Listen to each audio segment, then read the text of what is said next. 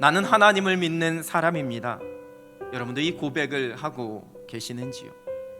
내가 하나님을 믿는다는 것은 무엇을 믿는다는 것인지, 그리고 그렇게 하나님을 믿는 사람들이 왜 믿지 않는 사람들과 다른 삶을 살아가게 되는지에 대한 우리의 분명한 대답과 고백이 있어야만 합니다. 성경은 우리가 누릴 수 있는, 우리가 사모해야 할 진정한 행복이 무엇인지를 가르쳐주고 있습니다. 영적인 존재인 사람은 영적인 필요가 채워질 때에 진짜 행복해질 수 있습니다. 그리고 그것은 오직 하나님만 채워주실 수 있습니다. 왜냐하면 우리는 영이신 하나님의 형상대로 지음받은 하나님의 생기를 통해 창조된 영적인 존재이기 때문입니다. 하나님의 형상을 따라 사람을 지으신 것은 곧 우리를 향한 하나님의 사랑입니다. 하나님께서 사랑하시는 존재로 사람을 만드셨습니다. 그리고 하나님께서는 그렇게 지음받은 사람과 함께 하셨습니다.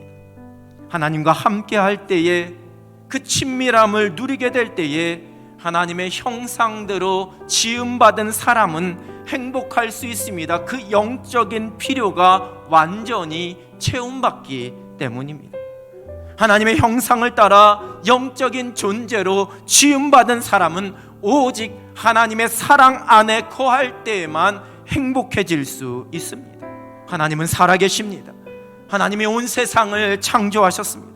하나님이 하나님의 형상대로 지음받은 여러분들을 사랑하십니다. 영적인 존재로 지음받은 우리는 하나님을 가까이 하는 친밀함 가운데 하나님의 사랑 안에서 완전한 행복을 누릴 수 있습니다. 나는 하나님을 믿는 사람입니다 라고 고백할 때 드리게 되는 믿음의 고백입니다. 사람은 사단의 유혹에 넘어져서 하나님의 말씀에 불순종하는 죄 가운데 빠지게 되었습니다. 그로 인해 하나님과의 친밀함, 영적인 생명이 무너졌습니다. 그 완전한 행복이 깨지게 되었습니다. 죄는 하나님의 말씀에 불순종하는 것입니다. 하나님의 뜻에 맞지 않는 합당하지 못한 일을 행하는 것입니다. 그리고 이 죄로 인해 창조의 모든 질서가 깨졌습니다. 하나님으로부터 숨고 멀어졌습니다. 하나님께서 경고한 말씀 그대로 죽음에 이르게 되었습니다. 영적인 죽음뿐만 아니라 결국 육적인 죽음도 맞이하게 되었습니다. 물질로, 선행으로, 철학과 학문으로 만들어낸 종교로 영적인 결핍을 해결하고 행복을 찾으려고 하지만 그 모든 것은 헛된 노력일 뿐입니다. 오히려 더 큰 죄 가운데, 쾌락 가운데 자기 스스로를 던져버립니다. 하나님 외에 다른 것에서는 완전한 행복을, 그 생명을 찾을 수 없습니다. 나는 하나님을 믿는 사람입니다. 이 고백은 우리 신앙의 출발입니다.